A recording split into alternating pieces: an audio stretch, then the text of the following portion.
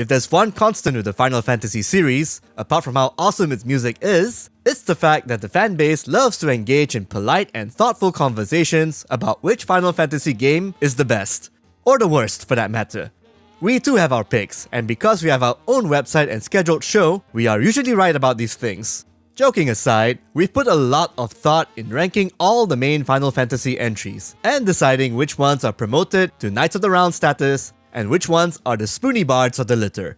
Since it's still Moogle March, let's just start with the latter, because once you're done with the bottom of the barrel, there's nowhere to go but up. Just remember, we're dealing with only the mothership FF titles, and usually the quote-unquote mainline FF games are still better than your average JRPG in its time period. So you won't see the usual suspects like Chocobo Racing, Before Crisis, and all the bravest here. Besides, everyone knows these titles are universal Marlboro-tainted garbage. You know what isn't garbage? The videos we're doing, to keep you entertained while the world is in a bit of a jam. All Malaysian made too. Be sure to subscribe to our channel, and click on that notification bell icon to get updated. We post vids every Wednesday and Friday without fail. With that out of the way, let's start.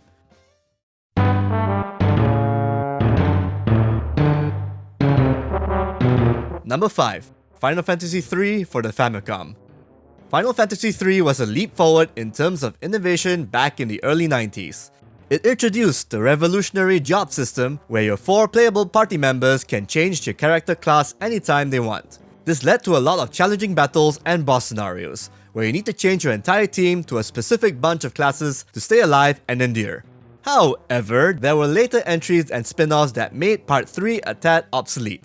What was challenging then now comes off as frustrating and dated right now.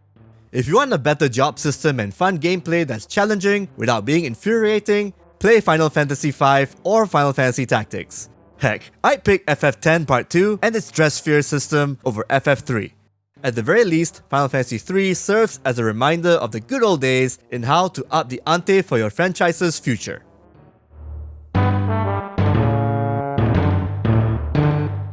Number 4. Final Fantasy XIII. Pretty and simple. That's the ethos of the 13th Mothership FF title. The game wanted to take a more linear and cinematic approach to the genre. The problem? FF10 did a better job at it without sacrificing its complexity, thought-provoking narrative, and deep leveling systems.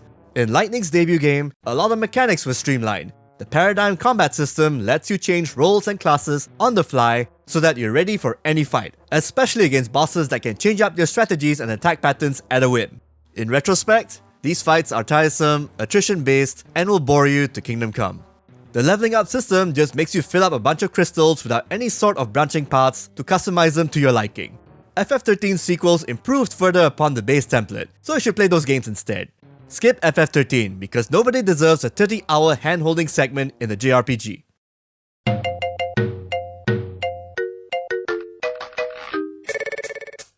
Number 3. Final Fantasy for the Famicom and Nintendo Entertainment System.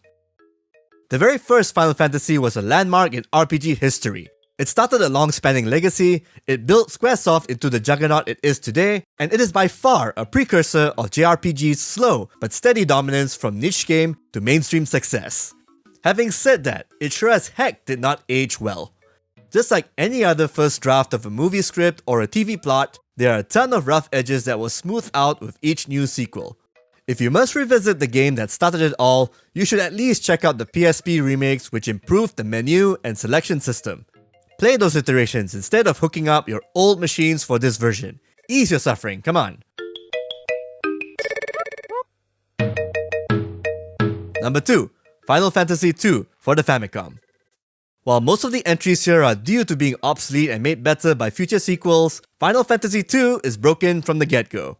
See, it introduced new mechanics at the time, like the ability to level up your individual skills and stats, as well as a simple yet dramatic narrative. Novel concepts in the late 80s. Both of them fell apart in practice. Players could beef up their characters by hitting their own party members. The game system did not take into account whether you're fighting stronger or weaker enemies. The amount gained from leveling up is the same. While heroes had names and personalities in this sequel, they never went beyond their archetype. Furthermore, the dungeon design was horrendous too, with some rooms and secret areas not containing anything and usually filled with a higher enemy encounter rate than most. This is one FF game you can skip.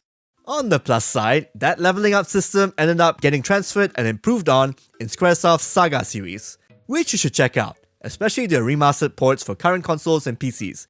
Get on that shit, yo.